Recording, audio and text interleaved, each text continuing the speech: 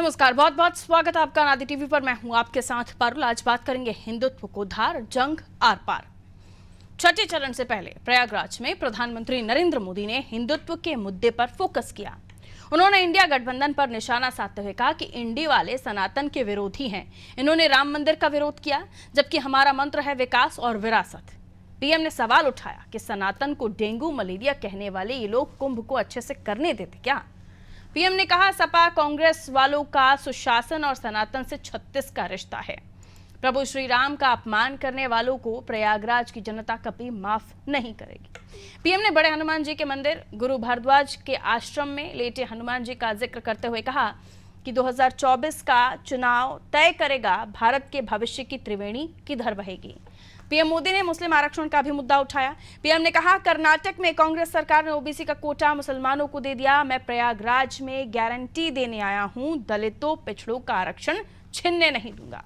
मोदी आपकी सेवा करता रहे, इसलिए सशक्त सरकार चाहिए। पीएम ने सपा के जातिवाद पर भी प्रहार किया और कहा कि सपा सरकार में जाति देखकर नौकरी दी जाती थी। यूपीएससी को परिवार सर्विस कमीशन बना दिया गया था। आरक्षण खत्म करने और संविधान बदलने जैसे आरोपों पर जवाब देते हुए प्रधानमंत्री नरेंद्र मोदी ने कहा कि संविधान को किससे खतरा है, प्रयागराज से बेहतर कौन बताएगा। आपातकाल लगाकर संविधान से खिलवाड़ किसने किया।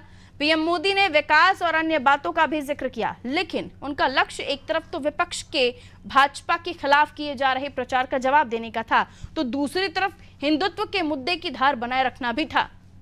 इससे पहले सीएम योगी आदित्यनाथ ने बलरामपुर में जनसभा को संबोधित करते हुए कहा कि सपा और कांग्रेस के नेताओं के अंदर औरंगजेब की आत्मा घुस गई है। सरकार बनने पर इंडी गठबंधन के लोग विरासत टैक्स के रूप में औरंगजेब का जजिया कर लोगों से वसूलेंगे। पीएम मोदी और योगी के रुख से साफ है कि भारतीय जनता पार्टी अंतिम 2 चरणों में हिंदुत्व की पिच पर फ्रंट फुट पर खेलेगी। साथ ही विकास और राष्ट्रवाद जैसे मुद्दों को तो साथ में रखेगी ही। यानी अब बचे हुए चरणों में सियासी घमासान चरम पर पहुंचने वाला है। इसी पर हम चर्चा करने की कोशिश करेंगे। जो बयानबाजियां निकलकर सामने आई हैं, मेहमानों से आपकी मुलाकात होगी, उनसे भी चर्चा करेंगे, लेकिन कुछ रिएक्शंस हैं वो पहले आपको दिखा देते हैं। साथियों, इंडी गठबंधन वालों का, सपा कांग्रेस वालों का सुशासन से और हमारी आस्था से 36 का रिश्ता है। राम मंदिर का बहिष्कार करने वाले लोग, सनातन को डेंगू मलेरिया कहने वाले ये लोग अगले साल होने वाले कुंभ को क्या कभी अच्छे से करने देते क्या। सपा कांग्रेस के शहजादों को अपने परिवार के आगे कुछ भी दिखता नहीं है।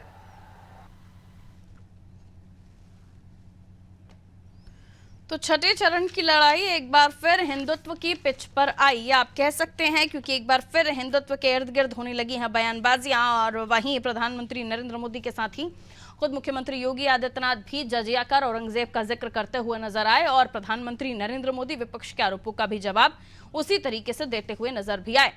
इसी पर हम चर्चा करने की कोशिश करेंगे कि वाकई एक बार फिर से बीजेपी हिंदुत्व की पिच पर छठा और सातवां ये दोनों चरण, जिसमें 114 सीटें बाकी हैं, इनको लेकर चुनावी रण में उतरने वाली है। मिलियन मेहमानों से जो हमारे साथ चर्चा में जुड़ रहे हैं, हिंदुत्व को धार देने की एक बार फिर से कवायद हो चुकी है। हमारे साथ चंद्रमोहन चौबे जी भारतीय जनता पार्टी से जुड़े हुए, बहुत स्वागत करती हूँ। शान खान कांग्रेस से जुड़े हुए, बहुत स्वागत शान खान आपका। विनय सिंह सपा से जुड़े हुए, आपका भी स्वागत करती हूँ। सुजीत जी वरिष्ठ पत्रकार है, हमारे साथ जुड़े हुए हैं। सुजीत जी, आपका भी स्वागत करती हूँ। और चर्चा की शुरुआत, ये पहली बार नहीं है जब हम देखेंगे कि हिंदुत्व को धार देने की कोशिश की गई हो, लेकिन इस बार पूर्वांचल में छठे और सातवें चरण के लिए और भी ज्यादा कवायद शुरू हो गई है।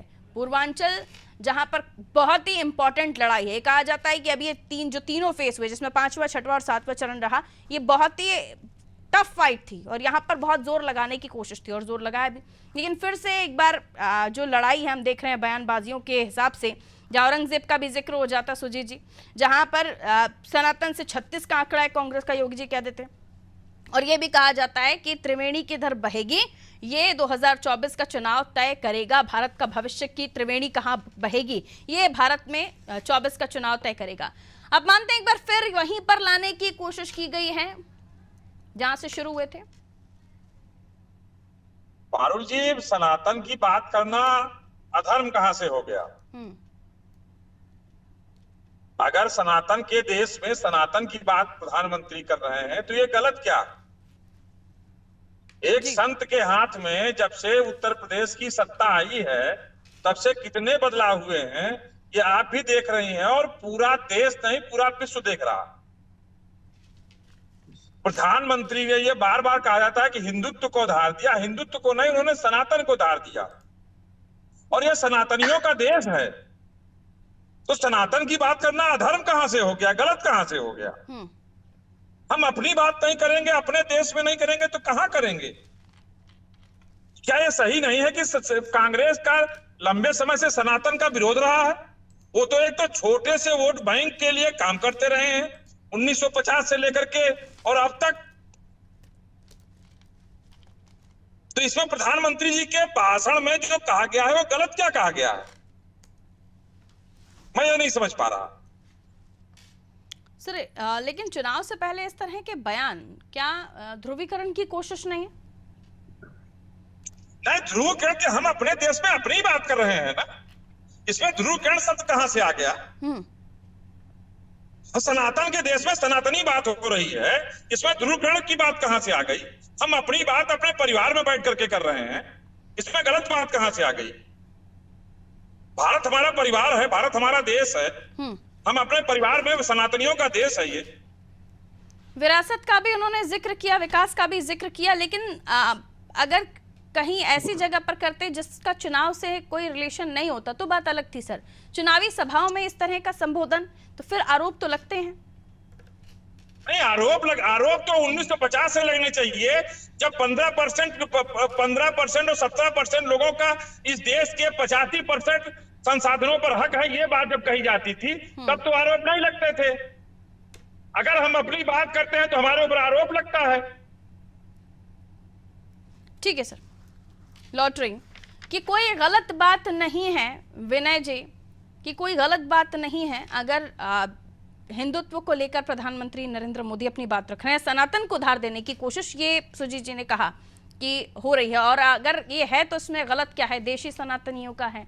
लेकिन सवाल ये, चुनावी सभाओं में ये सारी चीजें अगर हो रही हैं तो, और उसका फिर जवाब भी आप लोगों को सिर्फ एक ही मुद्दे पर बात नहीं हो रही है, ये भी गौर करने वाली बात है। वो विरासत का जिक्र करते हैं, योगी आदित्यनाथ जजिया कर का जिक्र करते हैं, उसके बाद क्योंकि विरासत टैक्स सैम पित्रोदा की तरफ से आया था तो वो भी नहीं भुलाने दे रही है बीजेपी आपको। जहां जहां लूपहोल्स उनको मिल रहे हैं वो सीधे तौर पर कसावट पर लेकर आ रहे हैं। कहिए विनय जी। हमें ये कतई विश्वास नहीं था प्रधानमंत्री जी इतना जल्दी रोने लगेंगे, इतना जल्दी परेशान हो जाएंगे, ये मुझे उम्मीद नहीं थी। आप देखिए चुनाव कैसे शुरू हुआ। वैसे ये अभी जो बोल रहे थे ये पत्रकार थे या बीजेपी के प्रवक्ता थे, ये क्लियर कर दीजिए आप अपनी बात हूं नहीं, मैं उनकी बात का जो पत्रकार संबोधित करूं या प्रवक्ता संबोधित करूं, मुझे नहीं मालूम। ओपिनियन है सर, आप अपनी बात खैर चलिए डीएल है, मतलब चलिए कोई बात नहीं। मैं ये कहना चाह रहा, चुनाव कहां से शुरू हुआ था? चुनाव शुरू हुआ 400 पार, मछली, भैंस, मंगलसूत्र, मोदी की गारंटी, मोदी का परिवार, मतलब छटपटाहट जैसे नहीं, मछली को बाहर निकाल दीजिए तो जो छटपटाने लगती है, माननीय प्रधानमंत्री की छटपटाहट, बौखलाहट, और ये भाप गए हैं, इसीलिए हाँफ रहे हैं आज की तारीख में कि चुनाव को भाप गई है भारतीय जनता पार्टी, इसलिए हाँफना शुरू कर दिया है। देखिए चुनाव में जब होता है ना तो बात मुद्दों की होनी चाहिए। बात होनी चाहिए कि माननीय प्रधानमंत्री जी ने रोजगार देने की बात की थी, महंगाई कम करने की बात की थी, किसानों की आय दुगनी करने की बात की थी, महिलाओं के सम्मान की बात। आज चुनाव में ये सब बातें ही नहीं हो रही है। भारतीय जनता पार्टी से दूर दूर भाग रही है, तो जनता इनके इन बहकावे से दूर दूर भाग रही है। दोनों है। देखिए जनता जो ये हमेशा धर्म की तरफ ले जाते थे, आस्था सबको है, मर्यादा पुरुषोत्तम राम में सबको विश्वास है, सबके आस्था का केंद्र है, लेकिन आज रोजी रोटी रोजगार पे संकट आ गया, आज संविधान पर संकट आ गया, तो जनता इनसे दूर भाग रही है और ये जनता को लपेटने के चक्कर में, मोदी जी आपके छलावे में अब की जनता लपेटने नहीं देगी आपको। ये देखिए, एक पूरी बात सुन लीजिए, सबकी सुनती है तो हमारी बात भी पूरी सुनिए। माननीय प्रधानमंत्री जी क्या कहते हैं, कभी अडानी और अंबानी पे नहीं बोले। उन्होंने कहा कि जाते जाते लास्ट में सोचे ये भी काम कर जाएगा कि अडानी अंबानी काले धन के सप्लायर है। मोदी जी को पता ही नहीं था आज तक, उन्हीं के बगल में बैठते थे, काले धन के सप्लायर है और वो सप्लाई करते हैं। ईडी सीडी क्या करे। देखिए, परेशान है, हताश है, आप रहे, खत्म हो चुका खेल। अब अंग्रेजों के जो चचा हैं, अली बाबा की जो टीम है, अब ये जाने वाली है। ठीक। चंद्रमोहन चौबे जी, कई सारे आरोप आपके ऊपर लगा दिए और डर रहे हैं, हताश हैं और फिर रोने लगते हैं, ये सारी बातें अभी विनय जी कह रहे हैं। मेरा सवाल ये है कि एक बार फिर से आप 7वें और 6ठे चरण को हिंदुत्व की पिच पर लेकर आने वाले हैं, क्योंकि ये बड़ी बातें रहीं जो उस मंच से निकली, बाकी और चीज़ें भी रहीं जिसका जिक्र हुआ, लेकिन ये बड़े पॉइंट्स रहे जो प्रधानमंत्री नरेंद्र मोदी ने कहे और योगी आदित्यनाथ जी ने भी जजिया कर और औरंगजेब का जिक्र किया। पारुल जी, चाहे राम जी हो, चाहे हिंदुत्व हो, चाहे सनातन हो जी, ये सब हमारी आस्था का विषय है और इससे हम टस मस नहीं होने वाले। चाहे विपक्ष कितना भी रोए, चाहे कितना भी ये छाती फाड़ फाड़ के हिंदुत्व को गाली दे, डेंगू गंगा किनारे रोए। बारी बारी से सर, आपकी बारी पर कोई नहीं बोला था, रुक जाइए, आपकी बारी पर कोई नहीं बोला था। अब आपको प्लीज थोड़ा सा ध्यान रखना पड़ेगा कि सबको अपनी अपनी बारी पर बोलना चाहिए। ईद के दिन भोजन नहीं बनता है माननीय प्रधानमंत्री से। सर डिसिप्लिन, थोड़ा सा डेकोरम और डिसिप्लिन मेंटेन कर लें हम। आपकी बारी पर किसी ने नहीं बोला ना, प्लीज थोड़ा सा वेट कीजिए। चंद्रमोहन चौबे जी कंप्लीट कीजिए, शान खान उसके बाद आपके पास आ रहे हैं। अपनी अपनी बारी पर बोलिए, सभी की बात जो श्रोता है, सुनने वाले हैं, दर्शक है, उनके पास जाए, वो बेहतर है। कहिए।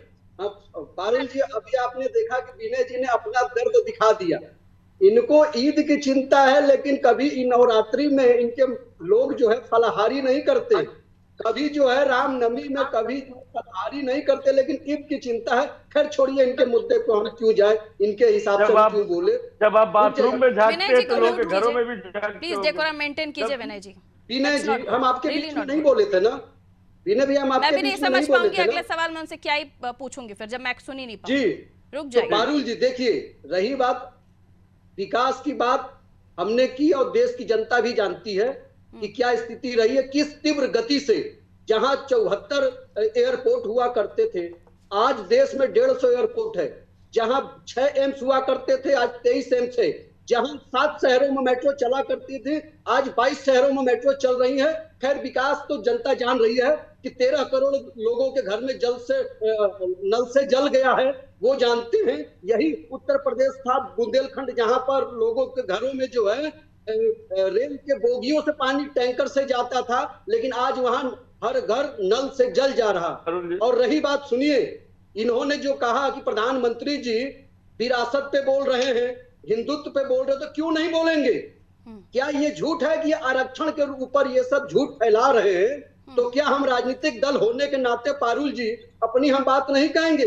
या ये सच नहीं है कि कर्नाटका में 32% जो आरक्षण मिल रहा था ओबीसी और हमारे दलित भाइयों को, वो आरक्षण इन्होंने छीनकर 23%, 32 में 23% इन्होंने मुस्लिमों को दिया है। तो क्या हम इनका सच उजागर नहीं करेंगे? क्या इनके सैम पैत्रोदा ने नहीं कहा है कि संपत्ति जो बुजुर्ग जो हो जाएंगे, ये जो आपने अभी गिनाया, एयरपोर्ट, सड़कें, पानी, इन सब का भी जिक्र मैंने पूरा भाषण, अरुण जी एक सेकंड, इन सब का भी जिक्र होता है। सर मेरा काम मुझे करने दीजिए विनय जी, आपकी बारी पर आऊंगी सर, प्लीज। आपके सहयोगी शान बैठे हुए हैं, उनको भी बोलने का टाइम चाहिए होगा, रुकिए प्लीज। मुझे ये बताइए चौबे साहब, ये सारे मुद्दे इस भाषण में सुनाई क्यों नहीं दिए? ये सेकंड और ये 5th 2 चरण जो बचे हुए हैं, इनमें इन तमाम मुद्दों को लेकर आप बात क्यों नहीं कर रहे? पारुल जी, किसने कहा कि नहीं किया? कौन कहता? आज भी प्रधानमंत्री जी ने गिनाया कि किस प्रकार 13 करोड़ घरों में जो है नल से जल गया।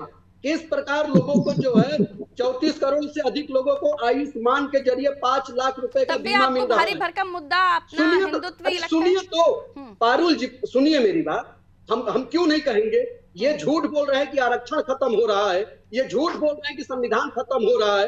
अरे संविधान में साफ लिखा है कि धर्म के आधार पर आरक्षण नहीं दिया जाएगा, लेकिन इन्हें कर्नाटक में दे रहे हैं, इनके जो है आंध्र प्रदेश में इन्होंने दे रखा है, केरल में 10% सरकारी नौकरियों में मुस्लिमों का आरक्षण है। ये धर्म के आधार पर संविधान को खत्म करेंगे और इनका सच हम उजागर नहीं करेंगे। आप क्या चाहती हैं कि ये संविधान को ये खत्म कर रहे हैं, धर्म के आधार पर संविधान में टीडीपी क्या वादे कर रही है सर? बस यही पूछना चाहते थे, टीडीपी क्या वादे कर रही है फिर? यही पूछना चाहते थे, आपने पूछ लिया। नहीं, देखिए टीडीपी के घोषणा पत्र अल्फाजों में वादे कर रही है कि वो भी तो नहीं, सुनिए हमारे घोषणा पत्र में स्पष्ट रूप से है और उनके घोषणा पत्र में नहीं है, और उसके बाद उनसे बात किया जाएगा। हमारी नीति स्पष्ट है। और सुनिए, हम शुरू से बोल रहे हैं, हमारी नीति स्पष्ट, जब से भारतीय जनता पार्टी का गठन हुआ है हमारी स्पष्ट है कि धर्म के आधार पर इस देश में एक बार बंटवारा हो चुका है, दोबारा इस देश में धर्म के आधार पर बंटवारा नहीं होने देंगे, चाहे कितनी भी कोशिश कर ले। ओके, रुक जाइए। शान खान, क्या ये डरने डराने वाली जो चुनावी भाषणों में बातें हो रही हैं कि हम प्रधानमंत्री नरेंद्र मोदी कह रहे हैं कि हम आपका आरक्षण छीनने नहीं देंगे, और वहां से अखिलेश जी भी कहते हैं कि हम आरक्षण पर नहीं करने देंगे, कुछ भी नहीं होने देंगे, ये सारी बातें जो जिनके पास आरक्षण है ये सबको पता है कि संविधान को टच नहीं कर सकता कोई भी, चाहे आपकी सरकार आ जाए चाहे बीजेपी की सरकार रहे, तो फिर ये डराने और खौफजदा करने की कोशिशें क्यों हो रही है मंचों से? देखिए पारुल जी, इस चुनाव में मोदी जी का प्रचार मच्छी और मीट से शुरू हुआ था, फिर जिन्ना आ गए थे, मुस्लिम लीग आ गई थी, फिर मंगलसूत्र आ गया था, फिर भैंस आ गई थी, फिर उसके बाद अचानक मोदी जी का हृदय परिवर्तन होता है और वो कहते हैं कि ईद में तो हमारे वहां खाना ही नहीं बनता था और मुस्लिम परिवार के वहां से खाना आता था, वही हम लोग खाते थे, तो कम से कम जिसका नमक खाया उसका नमक का कष्ट तो अदा कर दो। उसी को गाली देते हो दिन रात अपनी वोट की राजनीति के लिए।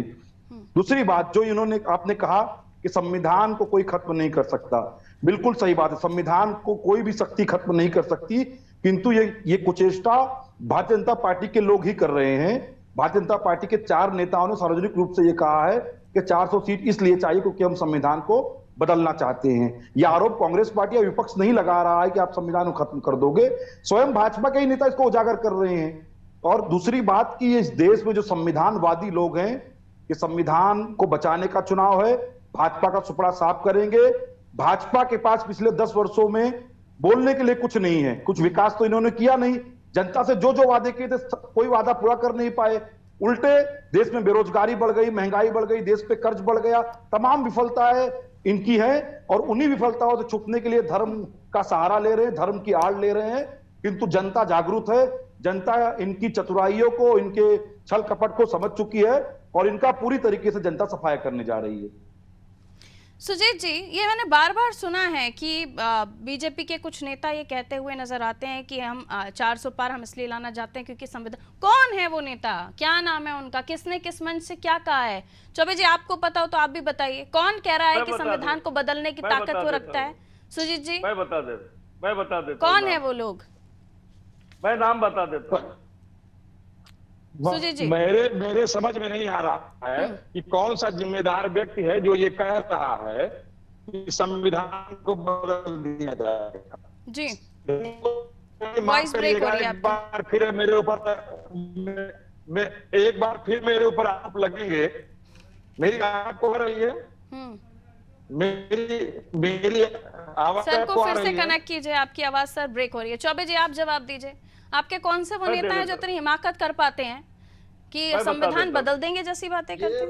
ये बताइए, हमारी पार्टी का सर्वोच्च नेता कौन है? और वो आपकी पार्टी में फिर है क्यों, अगर आप इतने बड़े बड़े वादे और दावे करते हैं? सुनिए, उन लोगों ने इस तरह की बात नहीं की, तुरंत उन्होंने अपने बात को, उन्होंने उसके लिए क्षमा भी मांगा और उसमें से एक दो को और सबने, अरुण गोविल जी ने भी कहा कि हमारा आशय ये नहीं था, संविधान कोई नहीं बदल सकता। ठीक है सर, अब मैं आ रही हूँ वापस उसी बयान पर। जिस पर प्रधानमंत्री नरेंद्र मोदी ने जिक्र किया। राम मंदिर का बार बार जिक्र हुआ और मथुरा का भी जिक्र हुआ, और ये बार बार कहा जा रहा है, तमाम आपके उत्तर प्रदेश को बहुत अच्छे से समझने वाले राजनीतिक पंडित, कि इस पिच पर जब बीजेपी आपको लेकर आएगी वहां आप बैकफुट पर जाएंगे, क्योंकि राम मंदिर प्राण प्रतिष्ठा में ना जाकर आपने कई सारे हिंदुओं की आस्था को ठेस पहुंचाने का काम किया है, जो एक माइनस पॉइंट है। आप लोग मान रहे हैं कि नहीं, वहां पर आप बाद में गए, आपके लोग गए, लेकिन ना जाकर शायद ये जो फैक्टर आप बीजेपी उठा रही है। विनय जी, देखिए, पहली बात तो आपको ये बता दें, हिंदुत्व कोई पिच नहीं है। हमारे देश की सभ्यता है, हमारे देश का संस्कार है, हमारे देश की पहचान है हिंदुत्व। और इसको एक और ऐड ऑन कर देती हूँ थोड़ा सा, बकवास जैसे शब्दों का राम मंदिर के लिए उपयोग किया गया, उसको भी चुनावी मैदान में लेकर आए बातों को। जी जी, हाँ, बिल्कुल बिल्कुल जी। देखिए, चुनाव में जो है, ये भारतीय जनता पार्टी को, फिर मैंने आपसे कहा, ये सब परेशान है। देखिए, आप 10 साल के शासन में रहेंगे, आपको जाहिर सी बात है बताना चाहिए ना कि हमने ये काम किया है और आगे हम ये करेंगे, ये काम तो हम उन्होंने करना अपने चाहते मैनिफेस्टो थे। में राम मंदिर भी लिखा था, उसी का तो वो गुणगान करते हैं कि हमने जो किया कहा वो करके दिखाया। 2 करोड़ नौकरी की बात कौन करेगा? किसानों की आय दुगनी होने की बात कौन करेगा? और जो किसान 600 किसानों की शहादत हुई, उनकी बात कौन करेगा? उनको आप टिकट दे देते हो, उनको आप गृह मंत्री बना देते हो, इन सब पे बात कौन करेगा? देश का प्रधानमंत्री है। महंगाई पर भी बात रखी जब पड़ेगा। पीएम मोदी ने, तो उन्होंने कहा यूपीएससी यादव परिवार का कमिश्न हो गया था, इस तरह का बयान उन्होंने दिया है। चलिए, इनकी बात मैंने सुना है। ये बताइए, आज तो नौकरी ही नहीं मिल रही है, सारे पेपर लीक हुई। आपके जानने वाले कोई नौकरी पाए, कोई परीक्षा दे पाए उत्तर प्रदेश के अंदर? आपको पता है? चौबे जी, ये झूठे लोग, एक मिनट चौबे जी, जब बोलने लगेंगे तो वो दिक्कत हो जाएगी। हम कुछ कह नहीं रहे हैं। आप लोग अब समय कम है, कम शब्दों में अपनी बात रखनी होगी विनय जी, समय कम। इनकी झूठ, देखिए, ये स्क्रिप्टेड लोग हैं, इससे ज्यादा इन्हें कुछ पता नहीं है। ये आप इनसे कहिए कि आप ये बताइए, कहते हैं बस एक लाइन, 5वीं अर्थव्यवस्था है। हम मान लिया पारुल जी 5वीं अर्थव्यवस्था है, लेकिन 5वीं अर्थव्यवस्था खट्टा है या मीठा है, धरातल पे कैसे पता चलिए चौबे जी जवाब दीजिए, शान उसके बाद आपके पास नहीं, लिमिटेड टाइम है विनय जी, प्लीज पालन करना होगा ना, हमें ध्यान रखना होगा।